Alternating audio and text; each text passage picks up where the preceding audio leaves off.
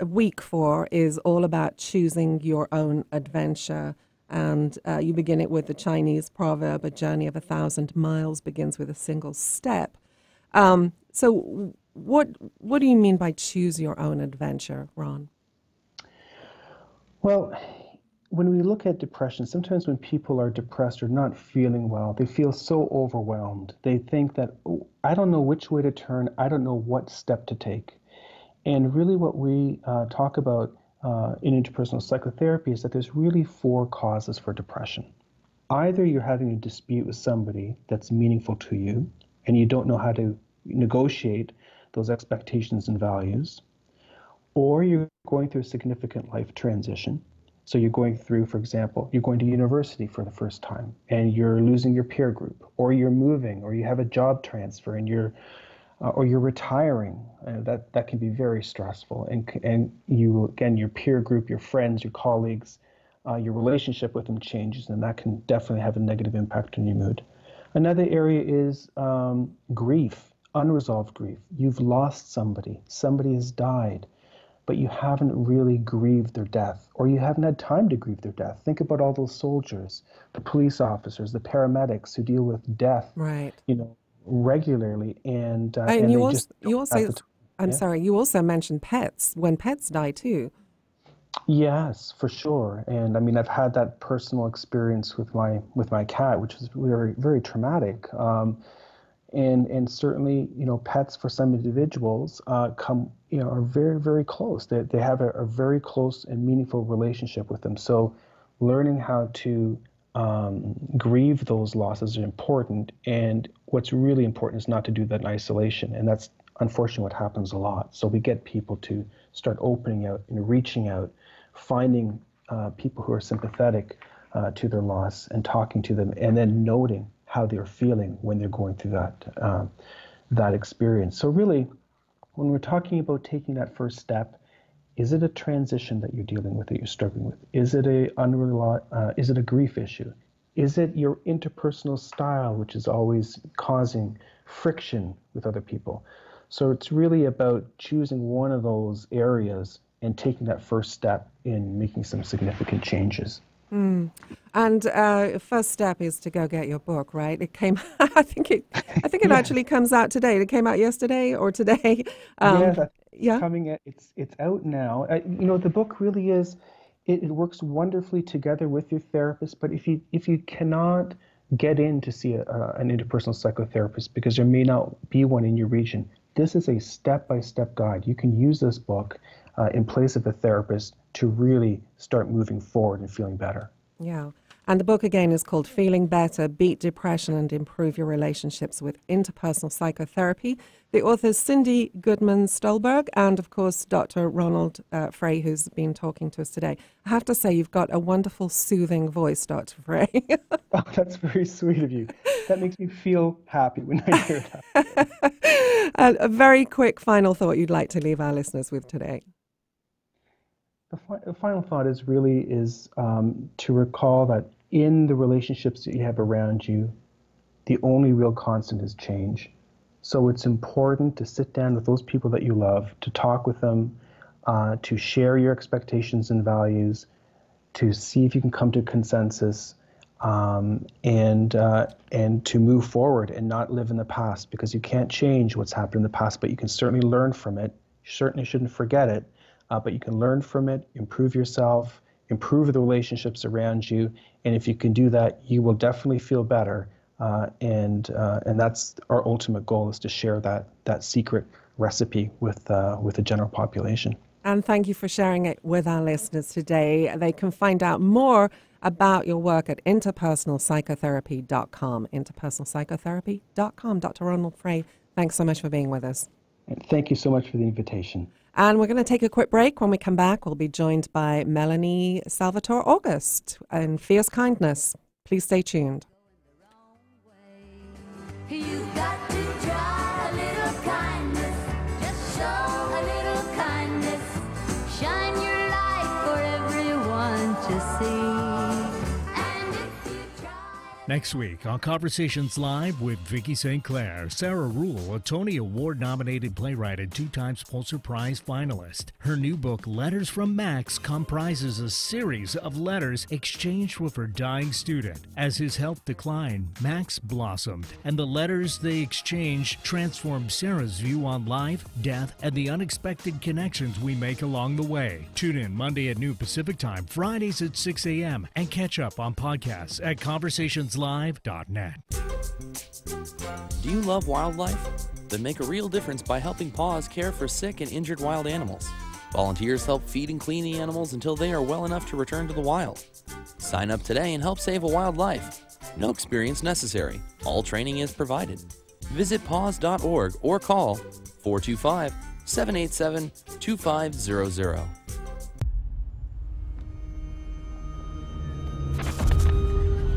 Opiates has taken everything and everyone I've ever loved away from me. Everything. I blew my ankle out and I got prescribed pain pills by my doctor. If making my detox public is gonna help somebody, I'm all for it. I just wish I would have had a warning. Opioid dependence can happen after just 5 days. Know the truth, spread the truth. A message from Truth, the Ad Council, and ONDCP. Are you ready for something real, raw, upfront, and honest? Then tune in each Wednesday at 2 p.m. right here for Love from the Hip. I am spiritual hypnotherapist, master esthetician, and the host, Sakura Sutter. This show is unlike anything you have ever heard and was created to help others to help themselves. Hear me follow up with guests I have hypnotized and see how it has improved their lives. I will also spotlight amazing people from around the world, their skin tips, live readings, and answers to life's burning questions. Join us each Wednesday at 2 p.m. Let's see if I guess that... This just isn't working. Knowing you have a great idea for a book is one thing, writing it another. So what's stopping you? Maybe you can't find time.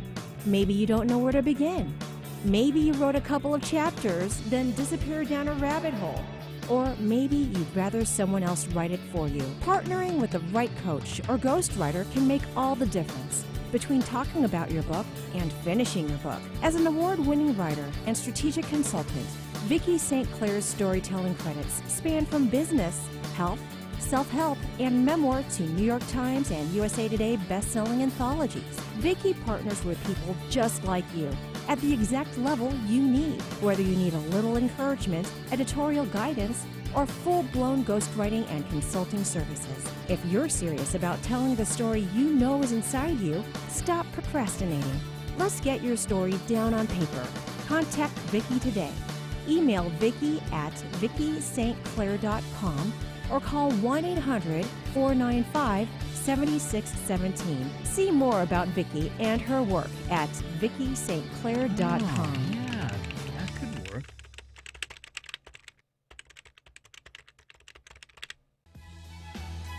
Conversations Live with Vicki St. Clair. Ordinary people leading extraordinary lives. Advertise. Learn more at conversationslive.net. Conversation you won't find on the rest of the dial. Alternative Talk 1150. Shine your light for everyone to see. And if you try a little kindness, you'll overlook the blind. And welcome back, everyone. Welcome back. Well, my next guest is Melanie Salvatore August, and if her name is familiar, she's been on the show before. She's joining us today to talk about how to navigate the holidays and stay sane. Her book is called Fierce Kindness, Be a Positive Force for Change. And Melanie is a YogaWorks senior teacher trainer. She's had the honor of teaching many students and educating hundreds of teachers to be a positive force for change in their own lives and the world at large. She uses the tools of Tantra, Hatha, Kundalini Yoga, Reiki, sound healing, Theta healing, creative arts, and pure love to support others to trust their own inner wisdom and live their best lives. Melanie Salvatore August, welcome. Hi there. Thanks for having me. Very pleased to have you back. So we talked a lot about your book, Fierce Kindness, last time. We had a great response from listeners. And and you're starting a movement around this whole fierce kindness, be a positive force for change. And so let's begin today by getting an update on how that's going, what you're working on. You know, I look at your website and Facebook page, and you've got lots going on, girl. It's so much fun. It's just so much. I feel so thankful. Yeah, and I follow you too. I'm like a little Vicky stalker, in a sweet way. In a sweet way, I'm cheering you on. You know, right now, we are working in groups and workshops. You know, helping others kind of get connected into their body and to have their feelings, which was so great to hear your last guest. That was just wonderful. And so that's happening, you know, all over in the Bay Area and also, you know, through the country. And how to have your own feelings and then really come to a place of just accountability where you take the power back into your own being and say, okay, you know, what's most important now? You know, what is that next very conscious step? And whether that's, you know, shifting a mindset, which, you know, it starts there, to then going and helping somebody else, and helping yourself as well as you do that. So good stuff.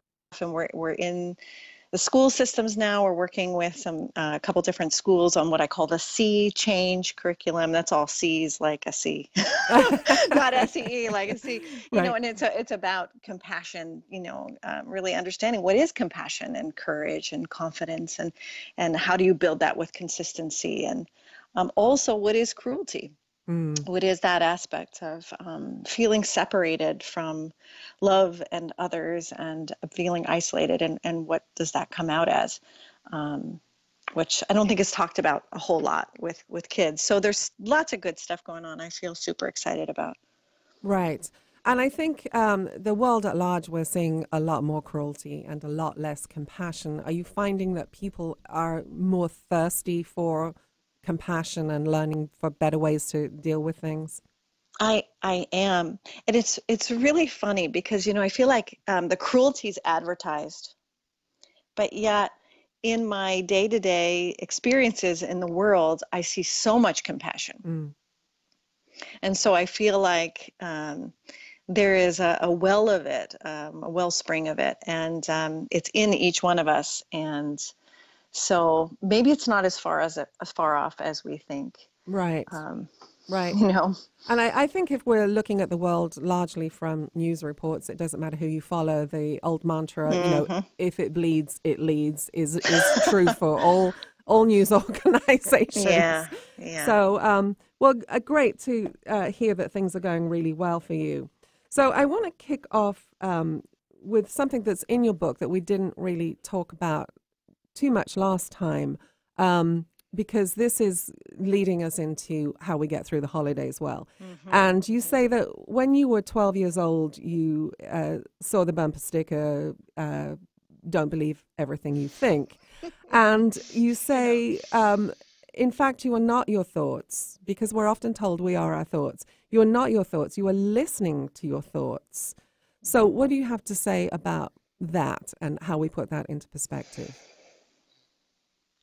Well, it's this aspect of, you know, and my 4-year-old, who's fantastic, delightful, delicious, and he's really getting it now. He's like, I've changed my mind. And I'm like, that's right. He's like, I don't like carrots anymore. I changed my mind. And I'm like, oh, great. We liked carrots yesterday, but not today. So I feel like, yes, there's that truth of that, right? I changed my mind. I have different information or fuller information. And so I can shift those thoughts. And, you know, that aspect of maybe our thoughts have come down from what we're watching on TV and what our family of origin has taught us, possibly unconsciously. Right. And I say that with a lot of love, and because, you know, we all do I believe we do the best we can, and until, you know, we know better, we do better. You know, Maya Angelou is so profound. So that aspect of knowing that that deepest essence of you, whatever you want to call it, spirit, soul, love, pure energy, whatever you want to call it. Yeah. That is the truth. And then everything else is like a sweater we put on, and we can take that sweater off. We can shift it if it no longer truly fits. Right, right. And I love your work because you're so honest about this being a practice even for you. This is not, it's something to strive for, and it is a practice on a daily basis, and you're very honest about that. Yes. Yes. I have not reached that place of perfection by any means, and all three of my little boys and my husband will attest. I'm doing the best I can, and I have plenty still to learn. In fact, at times, my house, with people jumping off of furniture and literally climbing the walls when they find a doorway, they'll put their feet on it and climb all the way up to the ceiling like it's chaos. And sometimes I can really pause and breathe and be helpful, and other times not. Right. Well, I think back to what my grandfather used to tell me, listen to everybody's advice, but run like heck from those who say they know it all. And have all the answers. Sure. Sure. Last time we chatted, we talked about, a lot about kindness, but I mentioned to you that I've, in 1,000+ interviews, I've run into many people who said they wish they'd been kinder when they were younger. And as I was listening to our conversation this morning, so that I didn't repeat today's, repeat it in today's conversation, I thought, the thought came to my mind that many people confuse kindness with weakness. And, and also that kindness is extended to other people, but we don't often necessarily extend it to ourselves. And I think going into holiday seasons or stressful situations, and just everyday living, we need to really focus on that. I totally agree.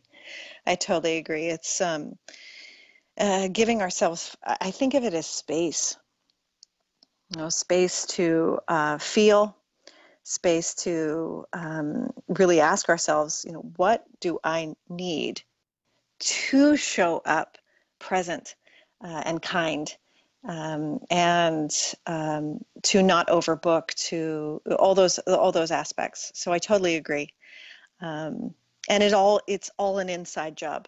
It's, you can absolutely get support. That's where, I love discussing, and I have close people around me, and you, Vicki, who are offering support. There's so much beautiful support. So I look for that, but it's also ultimately, it's like, okay, how do I pause? And again, breathe so I nourish my system, and then utilize, a more conscious, intentional choice. And that usually starts with a question, Right.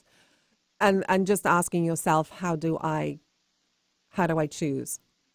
Yes. Yeah. What is my marker?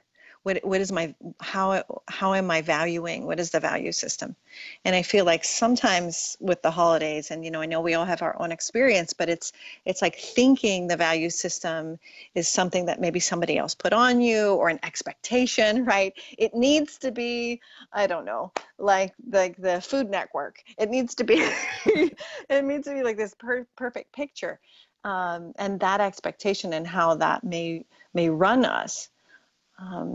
And that aspect as well is questioning that, because what is really of value here? Is it the perfect bow on that present, or is it my presence and my genuine love and connection to myself and then to the other when I give that present, right? So Right.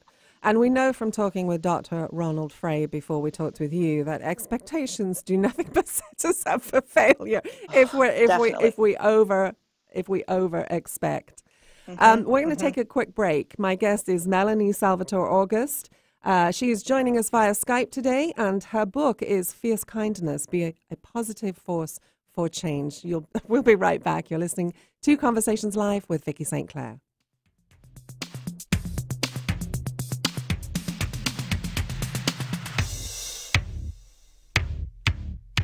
Pure energy. Pure energy. Next week on Conversations Live with Vicki St. Clair, Sarah Rule, a Tony Award-nominated playwright and 2-time Pulitzer Prize finalist. Her new book, Letters from Max, comprises a series of letters exchanged with her dying student. As his health declined, Max blossomed, and the letters they exchanged transformed Sarah's view on life, death, and the unexpected connections we make along the way. Tune in Monday at noon Pacific Time, Fridays at 6 a.m., and catch up on podcasts at conversationslive.net. This is Martha Norwalk. Every Sunday morning, beginning at 9 a.m., thanks in part to the Northwest School of Animal Massage, we cover the world of animals. This week, December 2nd, it's Shelter Rescue Sanctuary and anything that helps our animal friends Sunday. We'll check on Missy's Rescue in Lake City. We'll follow up with Laura from Seattle Dogs Homeless Program, chat with Bima from East West Bookshop about upcoming holiday events and sales, plus we'll unleash the Jingle Cats. Martha Norwalk's Animal World, Sunday morning, 9 a.m. to noon, right here on Alternative Talk, AM 1150.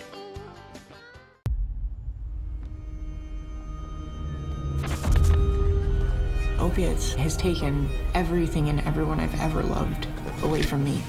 Everything. I blew my ankle out and I got prescribed pain pills by my doctor. If making my detox public is gonna help somebody, I'm all for it. I just wish I would have had a warning. Opioid dependence can happen after just 5 days. Know the truth, spread the truth. A message from Truth, the Ad Council, and ONDCP. At Sundown Communications, we find that most of our clients are brilliant at what they do, but they lack the time and resources to write and create business messaging that delivers results. That's where we come in, providing a diverse range of professional copywriting services for fresh strategic web content, PR, advertising and promotion, marketing, speeches, and much more. Call us today so you can focus on what you do best, and we'll do the rest. Call 800-495-7617. That's 800-495-7617. Conversations Live with Vicki St. Clair. Listeners trust the show, and advertisers love the audience. Learn more at conversationslive.net. An alternative to everything else on your radio dial. Alternative Talk 1150.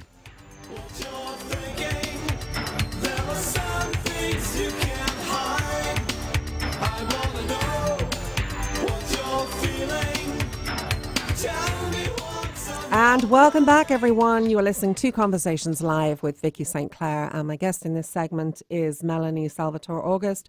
She's the creator of Fierce Kindness, a movement of nonviolence and global consciousness shifting. She's also the author of the book of the same name, Fierce Kindness, Be a Positive Force for Change.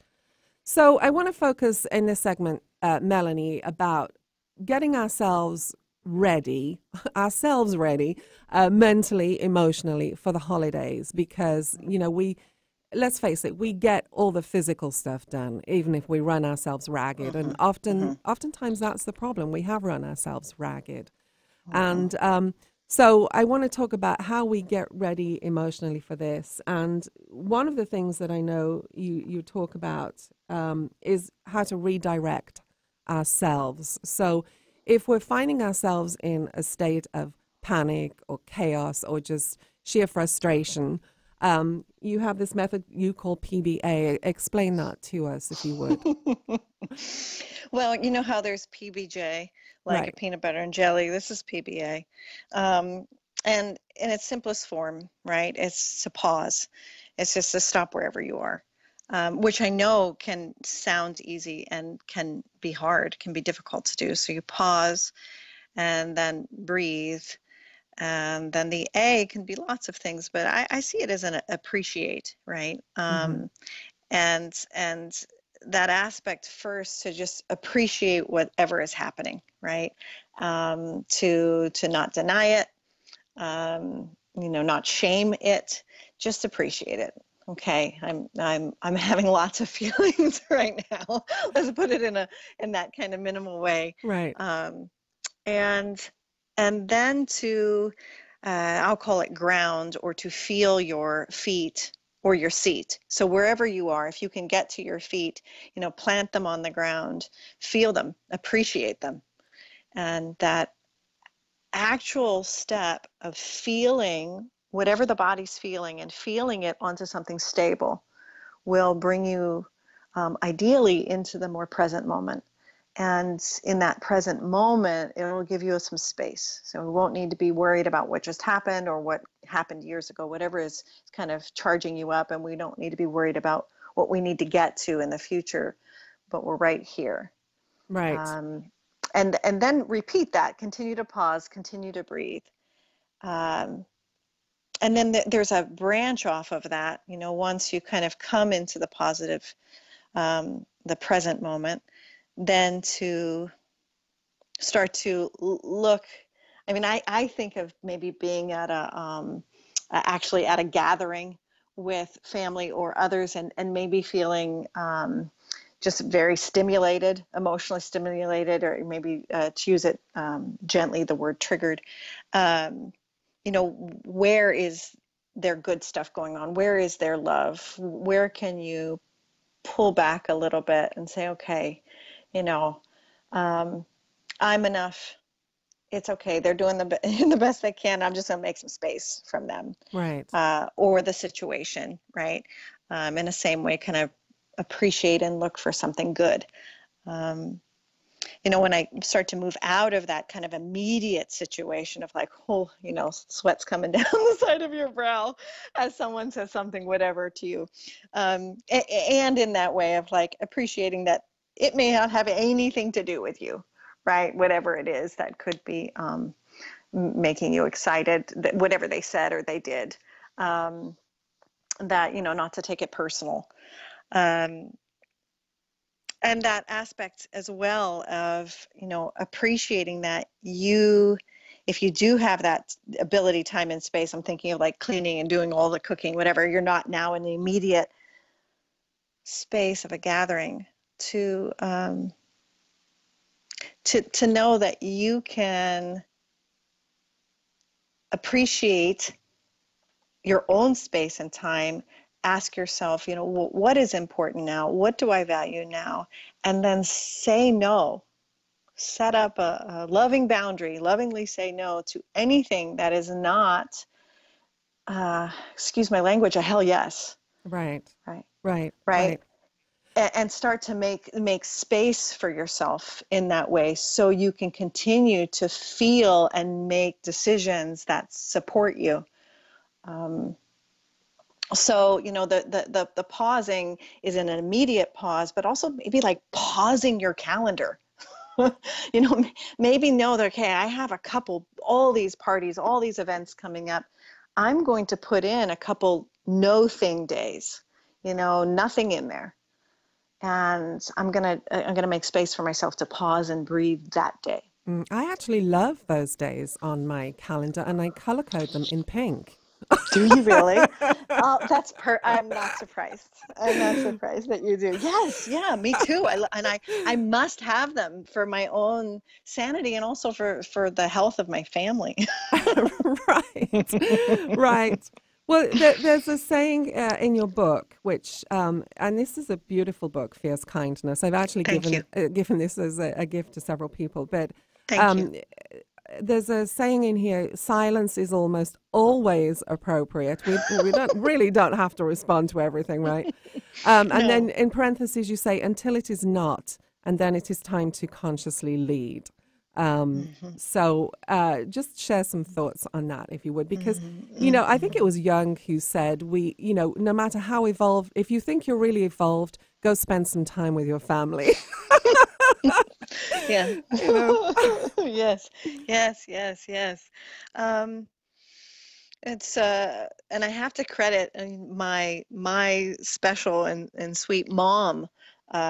Often would say that to my brothers and sister, and silence is almost always appropriate, right? So it's like this aspect of where are you leaking?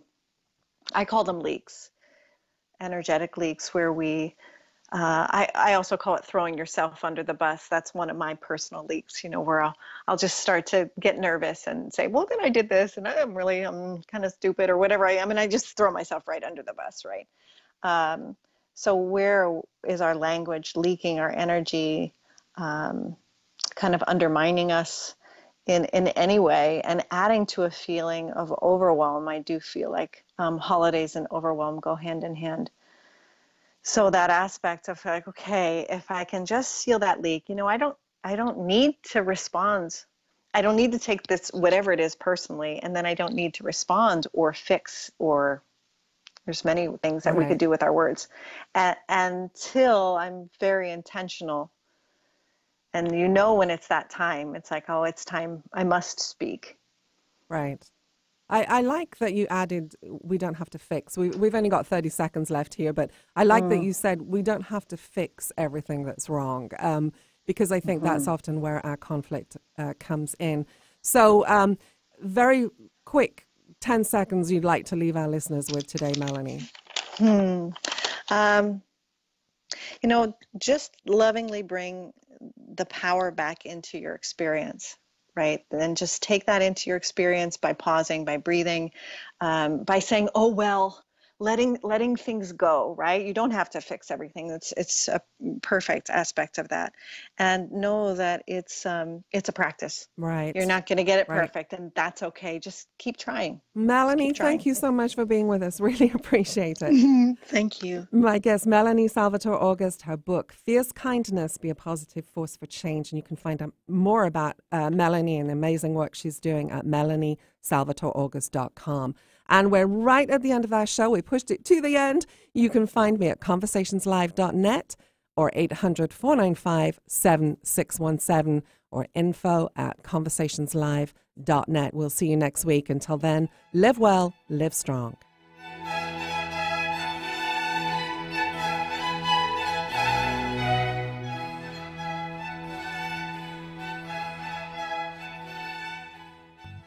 Radio is very competitive. Shows soar in popularity and then flame out. Sometimes, however, a real connection is made with an audience, and success blooms year after year. For over a decade, Conversations Live with Vicki St. Clair has built a loyal following thanks to inspiring and stimulating conversation. Longevity, loyalty, exclusivity. Smart advertisers seek it out. With Vicki's valuable audience, the search is over. Discover the affordable, effective ways to advertise your business. Log on to conversationslive.net. That's conversationslive.net today. The views expressed on this program are those of the host, guests, and callers, and not necessarily those of KKNW, its management, or other advertisers. Contests are the responsibility of the host of this program and not KKNW. This is Alternative Talk 1150 AM, KKNW Seattle, and KNUC 98.9 HD3 Seattle. Well, good afternoon. Eric Ryder here with you on Alternative Talk 1150 AM. As we head towards 1 o'clock, it's time once again to take a look at our traffic situation. Well, looks like southbound I-5 is struggling at this hour from right around Northeast 85th on down to about Mercer Street. 405 southbound I-90 to about 112th is slow. A little extra congestion around Northeast 30th approaching the Renton area. Stay tuned to Alternative Talk 1150 AM. Coming up in the 1 o'clock hour, it's Mayo Clinic Radio. Right now, 49 degrees under soggy skies here in Seattle. Thinking of the best way to put that. Hope you're having a great Monday. Thanks for listening. Nervous moments, outrageous acts. I'm Mike Moss. Jubilation for NASA as it marks the landing of the InSight spacecraft on Mars. Touchdown confirmed. That ends a 6-month mission to put InSight on Mars. NASA is presently communicating with InSight, but Administrator Jim Bridenstine was still a bit nervous. I have witnessed these as I should say from the sidelines for many years. This is going to be the 8th time that we have a successful landing on Mars. Everybody knock on wood. InSight is designed to send back data on what lies below the surface of Mars. The Ukrainian Navy says Russian ships fired on and seized 3 of its artillery ships in the Black Sea. At the UN, Ambassador Nikki Haley called on Russia to cease what she called outrageous conduct. Both Russia and Ukraine use the strait routinely. But this time, Russia decided to prevent passage of the Ukrainian ships, rammed them, and then opened fire on them. Russia says the Ukrainian naval ships ignored warning shots. GM says it's cutting more than 14,000 jobs and closing 5 factories. Correspondent Linda Kenyon reports that has angered Sherrod Brown. The Ohio Democrat says taxpayers in his state rescued GM, and he said it's shameful that the company is now abandoning the state and laying off workers right before the holidays. Senator Brown goes on to say, quoting here, the company reaped a massive tax break from last year's GOP tax bill and failed to invest that money in American jobs, choosing to build its Blazer in Mexico. GM has announced it will cut up to 15,000 jobs and may close up to 5 plants, including one located in Lordstown, Ohio. The head of Customs and Border Protection says border agents prevented a dangerous situation from getting worse when they fired tear gas at a group of migrants who rushed the U.S.-Mexico border yesterday. On Wall Street, the Dow up 327, S&P is up 38, NASDAQ up 127. I'm Mike Moss. Robin Alexis, host of Mystic Radio, cleared a movie set in Hollywood of the ghost of Dr. George Hodel, suspected Black Dahlia murderer. The next day, Robin met his daughter, Fauna. Fauna wrote a book about her famous father. Robin introduced Fauna to Mystic Radio caller Donnie, and Donnie was hired as a consultant on the 6-part TNT series called I Am the Night, airing in January 2019 based on Fauna's book. Call Mystic Radio Wednesdays at noon and let Robin mystically align with you and your destiny.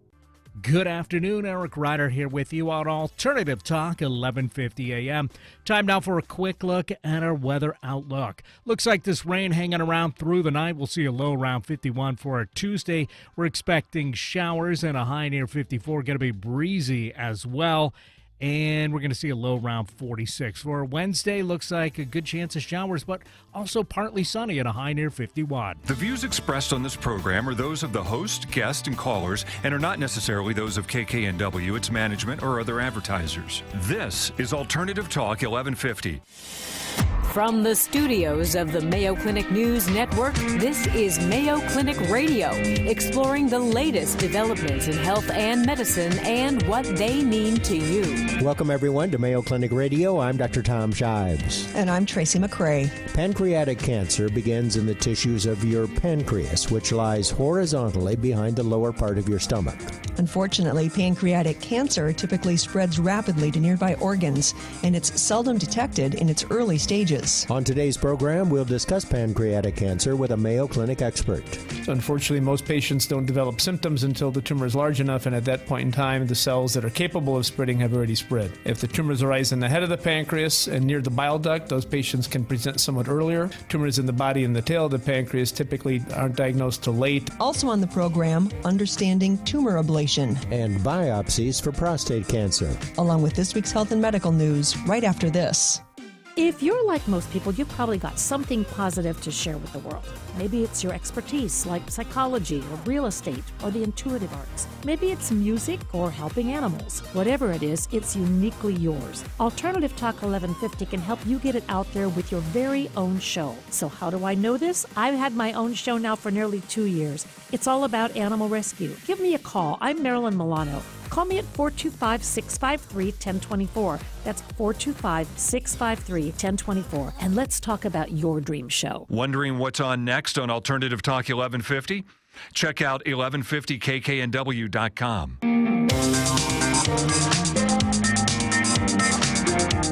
Welcome back to Mayo Clinic Radio. I'm Dr. Tom Shives. And I'm Tracy McCray. According to the National Cancer Institute, more than 50,000 patients in the United States were diagnosed with cancer of the pancreas in 2016.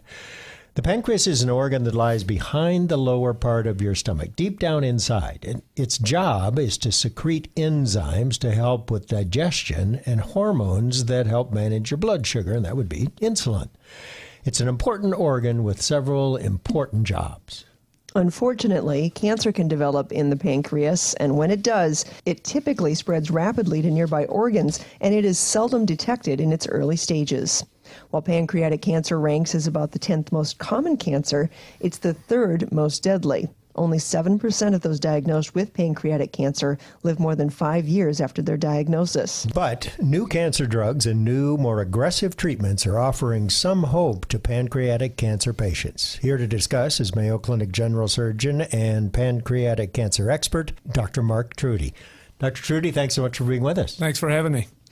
Tell us your story about how you got interested in treating pancreatic cancer and studying it. Well, probably like most physicians, they have some sort of a personal story. Back when I was in college, my father was diagnosed with pancreas cancer, had kind of classic symptoms of weight loss, abdominal pain, and eventually became jaundice or became yellow because blockage of his bile duct. At that time, he underwent kind of standard therapy, was diagnosed with a tumor, went to the operating room, had a suboptimal operation, had a prolonged hospital course, never went on to receive any chemotherapy, and within 6 months, he died in my arms. Typical story, isn't it? Yeah, unfortunately, and this was 20 years ago, and that still happens on a daily basis today. How old was he? He was 56 when he died. Were you interested in medicine and pancreatic cancer before his death? Probably not at that point in time. So that was still, in college trying to figure things out. But I think subconsciously that probably drew me to medicine and then ultimately into my current career. And so you graduated from college. Where'd you go to medical school, and what happened after that? In Chicago Medical School. Then I came here for residency at Mayo.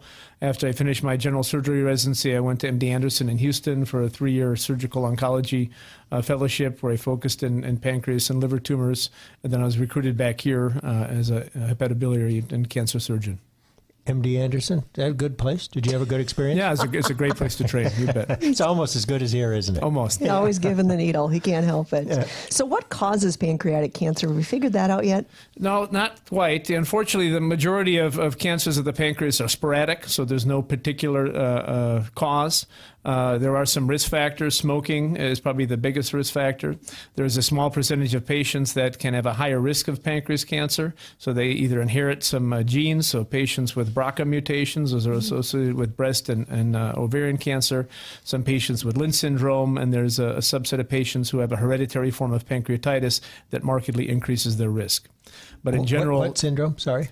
What syndrome? Hereditary pancreatitis. Oh, but you said Lynch syndrome. It's associated with colon cancer and a variety of other tumors. Okay, so you've probably got some genetic abnormality. Yeah, in a small fraction of patients, but the bulk, I'd say, probably 80 to 85% of patients are sporadic. Smoking, though, the number one risk factor? Smoking is the number one risk factor. And you briefly mentioned the symptoms, and is it because that the pancreas is so deep down inside that it's already grown a significant amount and probably also spread before it's discovered? You bet. There's a high correlation between stage of disease at diagnosis and tumor size. Unfortunately, most patients don't develop symptoms until the tumor is large enough, and at that point in time, the cells that are capable of spreading have already spread. If the tumors arise in the head of the pancreas and near the bile duct, those patients can present somewhat earlier, and they present with jaundice or yellowing of the skin. Tumors in the body and the tail of the pancreas typically aren't diagnosed till late, and those typically are weight loss and back pain. And at that point, most patients are already metastatic. Is it the fact that it's just such a deadly cancer, or the fact that it's not diagnosed, that makes it so deadly? I think it's probably twofold. And one thing that makes pancreas cancer so deadly is its biology. It's a very aggressive form of cancer. There's lots of mutations, and it tends to metastasize at a much earlier stage than most other cancers. Metastasize or spread elsewhere. You bet. So up to 50% of people at the time of diagnosis, we could already see on scans that it spread to the liver, the lungs, or the abdominal cavity. So if we could come up with some sort of effective screening method, maybe it would... That would probably have the best long-term impact on survival if we could diagnose it early. Unfortunately, there's no good screening tests currently available. Obviously, that's an area of research that Mayo and other institutions are actively working on. What's the direction it heading? Like a blood test? Or Yeah, like any type of screening, some sort of a blood test, measuring cancer DNA in the blood or body fluids. Yeah, the key thing is, though, it's still a relatively low incident cancer. So right now, even though we may be able to detect it from a cost-effective point of view, screening the whole population. So right now, all the screening assays are done at higher risk patients. Mm-hmm. Those with multiple family members with pancreas cancer or some sort of genetic link. So if you have a family history of pancreatic cancer, you're more likely, does that worry you? So there's, in the general population, there's about a 1% to 2% risk of anyone in the general population of developing pancreas cancer. If you have one first-degree family member, that number jumps to about 4% to 5%. If you have two or more, then it's about 9% to 10%. So that's pretty dramatic. That's the risk of developing breast cancer at that point. So two or more family members, that's an increased risk. Those are patients we'd probably start looking at a little bit earlier. You have siblings? I have a sister, yes. Okay, and I presume she's alive and well. Alive and well. So you've talked about the symptoms, and you talked about screening, which we don't have. But there's a lot of hubbub about a liquid biopsy, meaning you can take a sample of blood and not only determine whether or not the patient has cancer, but determine the site. Are we close to that? Are you working on that? We have also? some new assays. Mayo's currently developed. So 90% of pancreas cancers have a mutation in the KRAS gene, and that's something that's pretty common. Mayo's now developed a new assay where we can measure what we call cell-free DNA, or circulating portions of that mutation within the blood. It's something we can measure. We're not quite certain how to use it. So right now, we're doing some pilot studies to see how that can make a clinical difference. Is that going to affect how we treat patients specifically? So that's kind of one of the exciting aspects that are new. Is most of the research on early detection, or is most of the research right now on treatment? Right now, most of the research is on treatment, because we still have 50,000 patients every year annually that are being diagnosed. We have to come up with better ways to treat them, and that's kind of really dramatically changed basically since 2011. So for 3 decades, prior to 2011, the way we treated pancreas cancer is patients, have symptoms, they get a diagnosis. Unfortunately, most patients are already metastatic, and so they just got some palliative chemotherapy. The other 50% whose tumors we weren't able to see that it spread, we then classified them whether the tumor is localized to the pancreas, which is only about 10 to 15% of patients, or if it's grown outside the pancreas to involve critical blood vessels. Those tumors that were considered operable, again, a small fraction of patients we would take to the operating room. We'd perform operations on them, which are pretty complicated procedures. And then if they made it through, and if they're in reasonable shape, we'd give them chemotherapy. We've done that for 3 decades. We've had no significant alteration in their outcomes. The reason being is that we know that most pancreas cancer patients, their tumor probably has spread. We just can't see it. And so how do you, once you suspect cancer of the pancreas, how do you confirm the diagnosis and determine whether or not it's spread? So at that point in time, it's high-quality imaging. You want to get good scans of the chest, abdomen, and pelvis to see if there's any spread, and then you get a biopsy of the tumor in the pancreas to confirm it with the pathologist. And when it spreads, where is the most likely place it's going to spread? Most likely at liver, followed by lung, and then the abdominal cavity. Can exfoliate into the abdominal cavity. And the survival rate, at least up until now, less than 10% at 5 years. It has been. That number is moving due to the introduction of significantly more effective, what we call combinatorial modern chemotherapy. That's had the probably most dramatic benefit overall for all patients. Yep, we want to talk about that when we come back. Time for a short break. You're listening to Mayo Clinic Radio. We're talking to Dr. Mark Trudy, who is a general surgeon and a pancreatic cancer expert. You're listening to Mayo Clinic Radio on the Mayo Clinic News Network. Policies issued by American General Life Insurance Company, Houston, Texas. Not available in all states. For details, visit AIGdirect.com. It takes a lot of courage to face your own death, but I'm glad I finally did. See, I was putting off getting life insurance to protect my family, even though I knew it was important. Then my neighbor's husband died. I watched her struggle emotionally and financially. It really made me face reality. If my husband died, how would I pay the mortgage, the car payments, or keep up the life the kids and I had? I realized I needed to get us life insurance right away. So I called AIG Direct. In less than 5 minutes, I had a quote. I was shocked at how affordable it is. Just $14 a month for $250,000 of term life coverage. I feel so much better knowing my family has protection. Call AIG Direct right now for a free no-obligation quote. The call takes less than 5 minutes, and you can save up to 70%. Call now, 1-800-613-2646. That's 1-800-613-2646. 1-800-613-2646. Message and data rates may apply. Please don't text while driving. If you've been in business more than 20 minutes, you've probably printed your logo on all kinds of promotional products. We all know logos work, because they're on everything from the top of skyscrapers to the bottom of shoes. Ever wondered why or how to best use your logo to grow your business? Let us show you today for free. We're 4imprint, promotional product experts at your service. We're giving away the latest issue of Amplify, the digital magazine that reveals promotional product success stories absolutely free to everyone who texts UP44 to 88988. At 4imprint, we make your logo look perfect on thousands of promotional items. With our 100% guarantee, it'll be right the first time, on time, every time. Your free e-magazine will reveal invaluable insights that can attract new customers, build your brand, and grow your business. Get the latest issue of Amplify absolutely free by texting UP44 to 88988. That's UP44 to 88988. Are you ready for something real, raw, upfront, and honest? Then tune in each Wednesday at 2 p.m. right here for Love from the Hip. I am spiritual hypnotherapist, master esthetician, and the host, Sakura Sutter.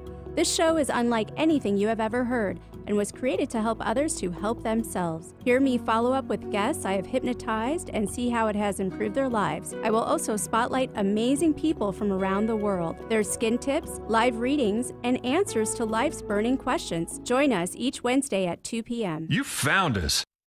Maybe you've been guided to listen. Alternative Talk 1150.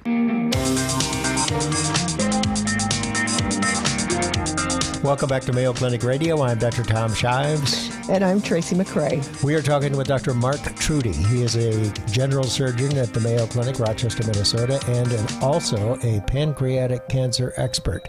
We've talked about the why of pancreatic cancer, and in fact, we still don't know. We've talked about ways to screen for it. By the way, I should mention that the number one risk factor is smoking, when we know that smoking isn't good for anything. Mm-hmm. We've talked about the symptoms, mostly abdominal pain. It's usually diagnosed late because it's so deep down inside and usually doesn't present with symptoms until it's already spread elsewhere. We've talked minimally about the treatment alternatives that are available, but we've got some hopefully new ones and better ones. And tell us about those, Dr. Trudy. So there's three main modalities of treatment for pancreas cancer. One is surgery, which we typically, historically only provided to a small fraction of patients. Second is chemotherapy, which also traditionally has been limited to ineffective therapies. And then radiation therapy. And so the key thing, what's really kind of dramatically changed in this, we've gotten very good at doing these operations. We've managing to get patients out of the hospital with low complication rates, low operative mortality. But again, this cancer needs more than a knife. Chemotherapy's pretty dramatically changed. In 2011, two significant papers came out showing the significant survival benefit of combinatorial chemotherapy, meaning multiple different agents have a significantly more effect on treating these pancreas cancers. And then radiation therapy has also evolved. You know, we have a proton beam, a variety of other ways to deliver it. The key thing is not which of these, it's how do we take what we have and apply it in the right sequence to get the outcome we're looking for. And I kind of compare it to my wife's chocolate chip cookies. She makes the best chocolate chip cookies. I have her recipe. I take the same ingredients. I put them in a bowl. I don't get her chocolate chip cookies. Why is that? Because she knows the right amount of each ingredient and in the right order to put them in and in the right manner to get the outcome we're looking for. You really got to cream the butter and the sugar well. And that's the key thing, and that's what we're trying to do here at Mayo, is taking all these modalities that we have available, putting together in the right order to get the outcome. And what's the outcome? Everyone thinks, oh, we need an operation. We've been operating for 3 decades. It's not just the operation. The goal we're trying to achieve is to extend a patient's life with the best quality of life. Sometimes a big operation is necessary to get that goal. Sometimes a big operation is going to do just the opposite. So the order was do surgery, then do chemo, then do radiation. Is that what typically patients were? That's typically how it went. So what we're doing now is we're getting good staging exams. We're trying to figure out what's the best way to treat them. And currently what we're doing, we're using these chemotherapies prior to anything. So right at diagnosis, we have a diagnosis, we give them the chemotherapy. And that's to treat the whole body, you right? bet, because we know most patients, they probably have seeds or spread of the cancer, we just can't see it. Sure. Once we give the chemotherapy, we have to objectively measure whether it's working. If a patient's going to get chemotherapy, we have to demonstrate that it's effective. And that's where we also help with these blood tests and with our radiologists, because sometimes a CT scan doesn't show that the tumor shrinks. That doesn't mean it isn't working. A CT scan doesn't tell you if a tumor is alive or dead. So we're relying a lot more on metabolic imaging, PET scans, high-quality PET scans that we have here. Once we can demonstrate a significant benefit of chemotherapy, we want to maximize that because that's going to be the biggest determinant of how well people do long-term. Once we complete chemotherapy, we then move on focusing more on the tumor, and then we bring in radiation therapy. The purpose of radiation therapy is to not only treat the main tumor, but the surrounding structures, so that those patients who ultimately go to the operating room have a higher probability of me performing a negative margin operation. What does that mean? So in order for an operation to be effective from a cancer point of view, I have to be able to completely remove the tumor without leaving cancer cells behind. And that's where radiation therapy helps. And you had mentioned the proton beam. Is that one of the uses? That's one of the modalities that we're using. After radiation therapy, we take these patients to the operating room. Now, traditionally, we've only operated on patients whose tumors were confined to the pancreas. What we've really done here, and we do more here at this institution than any other center in the United States, is we operate on patients who are presumed stage 3 or unresectable, meaning their tumor grows outside of the pancreas and surrounds arteries and veins, which we typically would never operate on. Because of all the therapies they've gotten ahead of time, these patients now, we can offer them much more complicated operations. And our data would suggest that these patients are living significantly longer despite presenting with a higher stage of disease. So tell us about going to the operating room and removing a portion, or I presume in most cases, all of the pancreas. It's a difficult operation, isn't it? I mean, it's hard to get to. It's a very difficult operation. Even a standard pancreas operation is pretty complicated, has risks. And now when we add patients whose tumors extend outside of the pancreas and involve critical blood vessels, particularly arteries, those risks kind of dramatically increase. 1 centimeter in one direction or another may require a completely different operation and a completely different set of risks that come into play. So these are truly customized, bespoke operations. We've never done them before. There's no textbook on that, where each case is unique. You obviously need an experienced surgeon. Yeah, well, multiples. We work with our vascular surgeons as well. So we're doing operations that have no specific name. And you can do it two ways. I mean, you can do an open operation, or you can also do it through endoscopically or through a small telescope now, right? You bet. So that's the one thing that also Mayo's been leading in, is doing what we call laparoscopic or minimally invasive pancreatic cancer resections. And so is that harder? When you first started, it is harder, but obviously when you gain the experience, the benefit, like anything minimally invasive, is a quicker recovery. Well, especially because the patient then, since we're flipping around the order here, has undergone chemotherapy and radiation before they even get to surgery. So anything that requires less recovery time is good. Yeah, absolutely. The key thing, it's a lot easier for patients to tolerate the chemo and radiation prior to surgery than trying to subject them to that after surgery. Okay, so if we're flipping it around and surgery isn't the first thing that happens, how is this showing in outcomes for patients? So we're seeing significant survival benefit. Now, you have to understand, we have to have a comparator. What are you comparing it to? What we used to compare it to is people we just didn't operate on. They just went on the palliative therapy, and those patients lived 6 months or less. So when we'd had no other therapies, we would just operate because that was better than nothing. The problem is our other colleagues in medical oncology and radiation oncology, they've gotten pretty good. So people are living up to 1 to 2 years without an operation. That's the standard survival with the old method of surgery. So if we're going to add an operation, we have to do significantly better than that. So we're about to publish our data on patients who we call borderline or locally advanced. These are patients whose tumors typically would be considered inoperable. We put them through our protocol of modern chemotherapy, radiation, and then a big operation. Many of these patients had multi-vessel, multi-visceral resection and reconstruction, so much more complicated operations. And the average survival of these patients is 4 to 5 years. That's all of them. When we look at these patients, we could then subclassify them and we could determine who does better than others. 3 things we found. Patients who got more chemotherapy prior to surgery lived longer. Those patients who had a blood test where we measure a tumor marker, if that number goes to normal after chemotherapy, those patients do best. And probably the most predictive is when we take the tumor out, we have our pathologist look to see if there's any living cancer left. Those patients who we take the cancer out and most of it's dead or all of it's dead, those patients are essentially cured. And we could stratify about how many of those 3 factors people get. And if you get all 3 of them, those patients, we haven't even met our median survival, so it's way beyond 7 years. Wow, it all sounds very promising.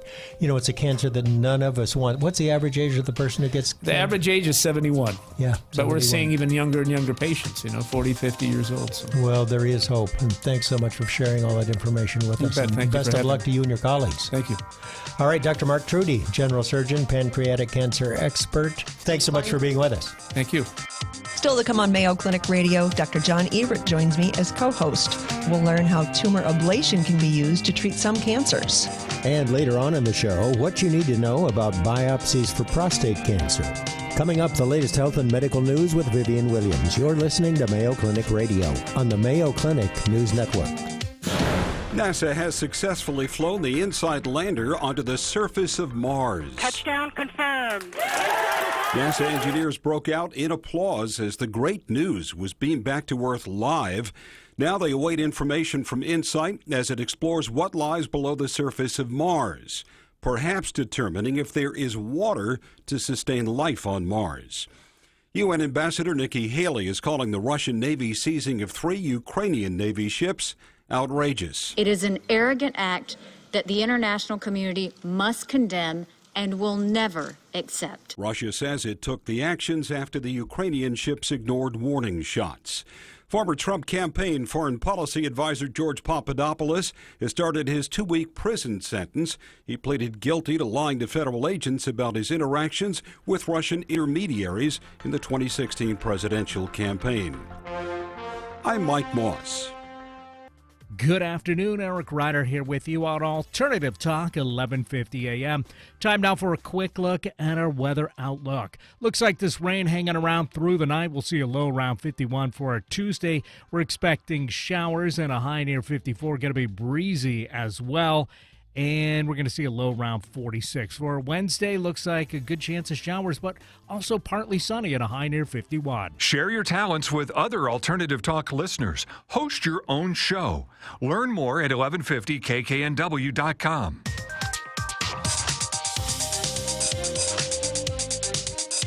Hi, I'm Vivian Williams for the Mayo Clinic News Network. The Centers for Disease Control and Prevention says 1 out of 3 adults doesn't get enough shut-eye. Cardiologist and sleep specialist Dr. Viren Sommers says the body is not designed to tolerate long-term months and months of not sleeping adequately. Dr. Summers says long-term sleep deprivation can cause issues such as heart disease, obesity, and depression, and it can also make health problems you already have worse. He says there are things that happen during sleep that carry over into the daytime and can have very dramatic effects on causing daytime disease, on worsening daytime disease, or on blunting the response to treatments that we have available. For example, when you have obstructive sleep apnea, you stop breathing during sleep, your oxygen levels go down and carbon dioxide levels go up. Both of those affect a whole series of reflexes in the body. And what that does is it raises sympathetic activity, your fight or flight system. Blood pressure rises and may stay higher into the next day. Dr. Summers says brief periods of occasional sleep loss is not a big deal. It's the issues associated with a chronic, long-term, inadequate sleep that we need to worry about. How common are peanut and other food allergies? Until a recent study, no one really knew. This is the first study which has found the true incidence and prevalence of food allergies in the United States. Dr. Avni Joshi says their study shows that food allergies vary based on age. So as an infant, milk is the most common food allergy because that's the most common first food introduced for a baby. And the second most common between ages 1 and 4 is peanuts. And in adults, to our surprise, we found shellfish allergy was the most common food allergy as an adult patient. They also found that food allergies are more common in males and that for most healthy kids, introducing allergenic foods such as peanuts early may help prevent allergies from developing. This will help pave way for our governing bodies to make recommendations for introduction of allergenic food. And in other news, yoga is the most commonly used complementary health approach among U.S. adults, and the number of Americans who practice it continues to grow. That's according to a new report by the Centers for Disease Control and Prevention. The practice of yoga developed in India 5,000 years ago. For many people, yoga brings balance to the mind and body. The Mayo Clinic Healthy Living program offers many types of yoga, including gentle yoga. Instructor Colleen Pelkey says it helps with balance and strength and flexibility, which really everyone needs, she says.